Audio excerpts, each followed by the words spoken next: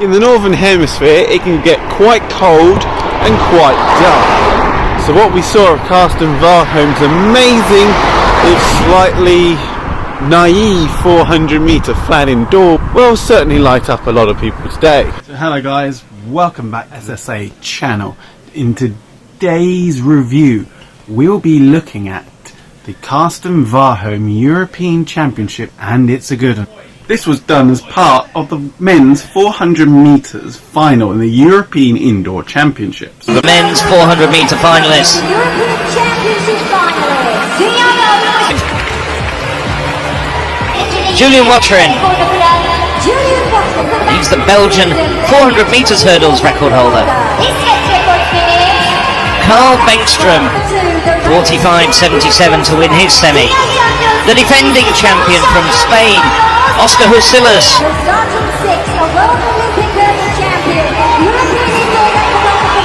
And the great, the almost legendary Karsten Warholm. So Karsten Warholm likes to come out, he likes to make a show. He gets highly aroused and he needs to be in that highly aroused state in order to perform well.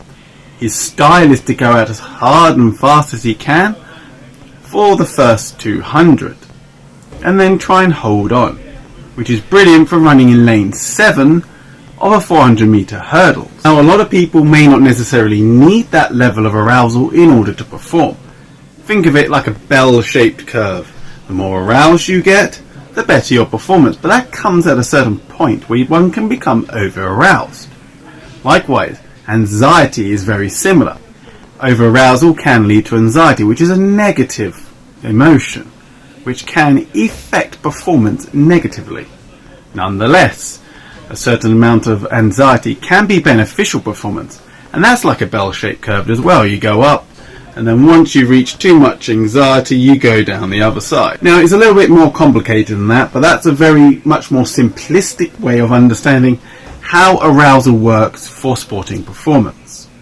As you can see from this model here, it's very much more complicated. Hurdles feats go almost without saying. Olympic champion and world champion back in 2019. World record holder after that run in Tokyo. Yeah, I would agree that he's almost got a legendary status amongst the track and field world.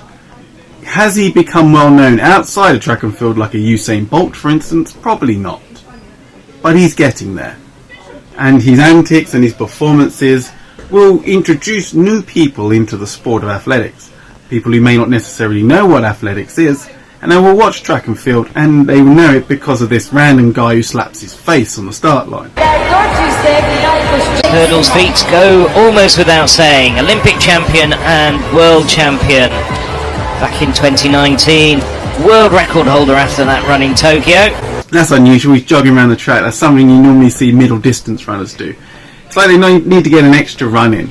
Usually a sprinter, you want to be calm, you walk to the start line as to save energy. Back in 2019, world record holder after that run in Tokyo. Tension build up, I like it. Lane 1 and Alexander Doom appears to be empty. What a name for a runner. Alexander Doom. We're doomed! Check. We're doomed! Yes, indeed. We're doomed. If you don't run well, you're doomed. Yes, indeed. Alexander Doom, the Belgian, in lane 1. Does not start. Karsten Warholm deciding to do his own thing, getting to the start line, because he thinks he's the world champ. Well, he is really in 400 hurdles, but there you go. Playing a bit of mind games, I suppose. Can Warholm challenge his European record, which he's co-holder of at 45.05? Now, to all our people in Norway, and especially the 800 people in Oslo who followed us from the very first year we started up to now, we'd like to say thank you for your support, and everyone around the world for their support. And if you could smash subscribe if you're a new viewer and help us with that support, that'd be really, really great.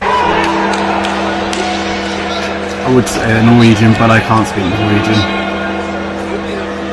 Jorg Friedwater, there you go.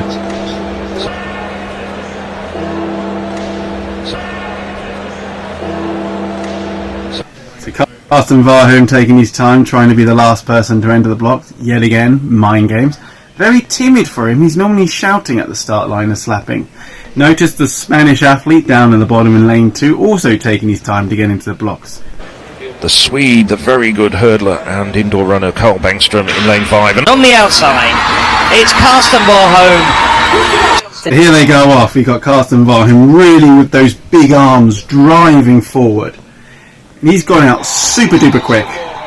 So is the Swede. 2019 champion, co-holder of the European record.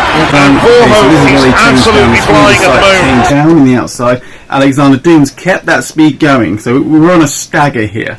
So Alexander Dooms really, I could argue, is about second place at the moment. Karsten Warholm's well into the lead, and the idea is you want to try and break in front at the green mark. But there's no doubt at all as they head for the inside. Here he is going through. The Swedes now really having to go through. If someone's super faster than you, and you want to beat them on a 4 hurdles race, one idea is to try and get yourself into the front, and that way you prevent them and slow them down.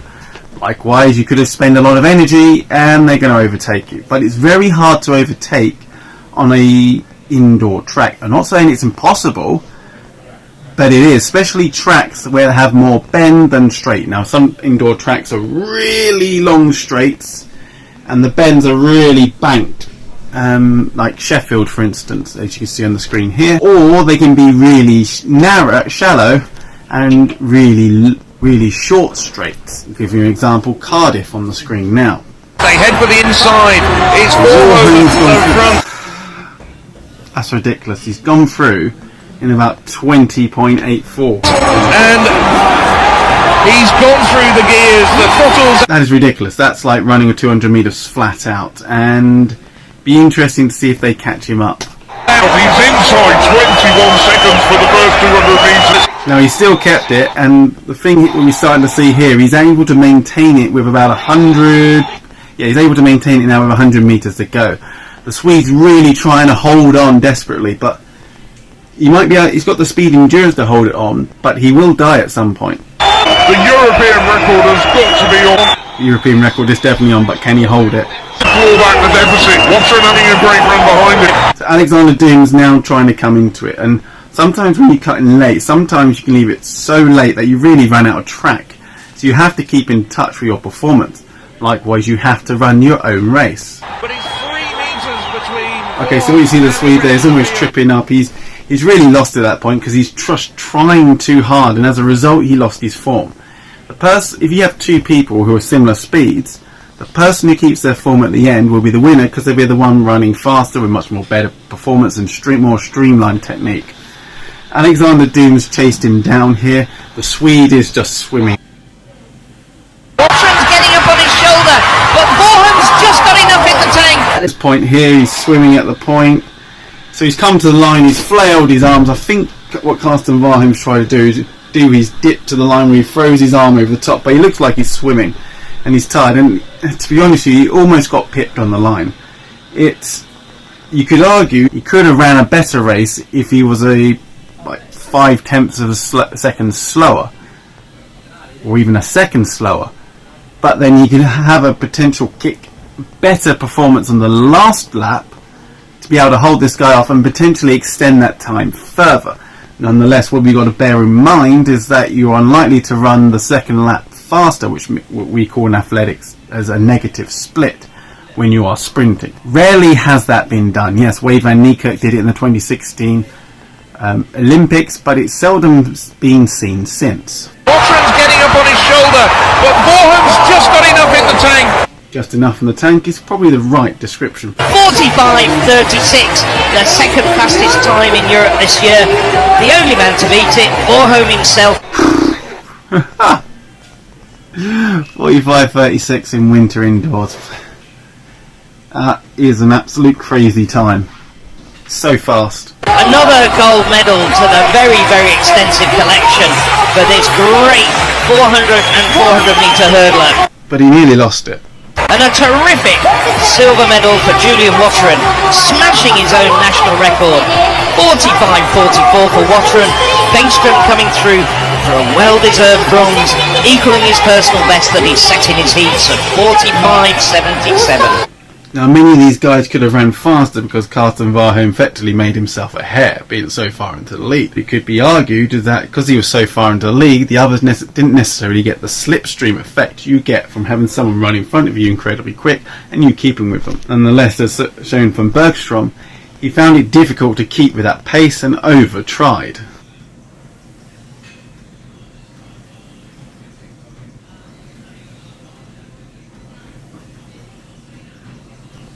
So let's look at this technique.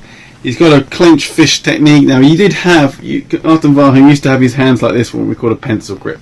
Now there's 3 different types of hand grip: open hand, pencil grip, fist. The reason why we have these different techniques is to prevent their hands from flapping. That's why you have your fists. Now he had his hands like this, is meant to prevent your hands flapping, but he still used to do this, so that you effectively waste time. And you can see where his wrist is, how his wrist naturally wants to go.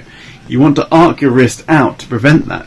So here he is with a closed fist technique. I don't think I've ever seen Karsten Warholm that tired at the end of the race. Went for it, 20.85 through the first 200. And if I was his coach, you'd be kind of saying, come on Karsten, you've never really overcooked it. Let's have a go, just roll the dice, see what happens. Yes, she always likes to say that with her distance runners, and it rarely ever pays off.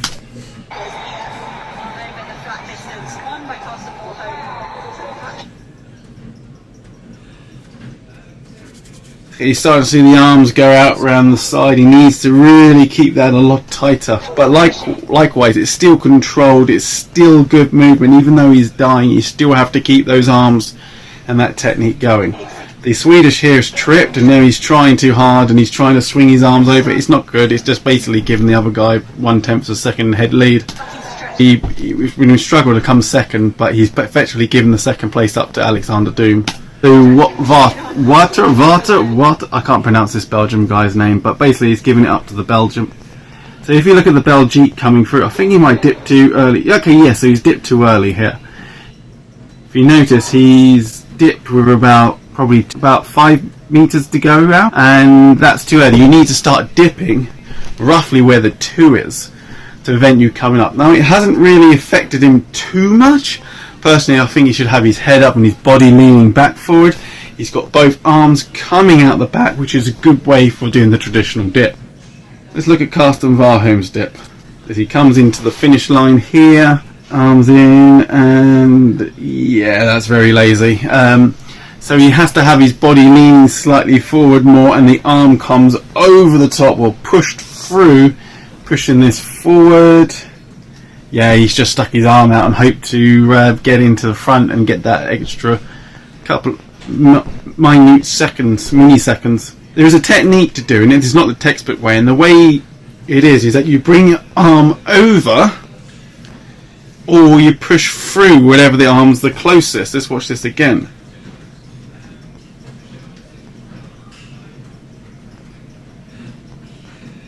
Yeah, so he's just kind of thrown both arms at it, rather than having the closest arm, which probably would have been his right arm, fetch over the top. So this brings a lot of passion and energy to his performance. 200 metre split in 2084. That is absolutely flying. That's respectable over 200 metres outdoors. Okay, guys, that's my analysis of the 400 metres European Championship Men's 400 metre Finals in Istanbul 2023. If you like this video, don't forget to slap the subscribe button. Check out our Facebook pages, the training page and the normal page. And if you're in the South End area, you might want to come down to our athletics club if your child's interested in doing track and field. I'm Adam McCarthy, and if you want to learn more about hurdling involving Karsten Warholm, check the box on the screen now. And as always, guys, I will see you in the next one. Bye.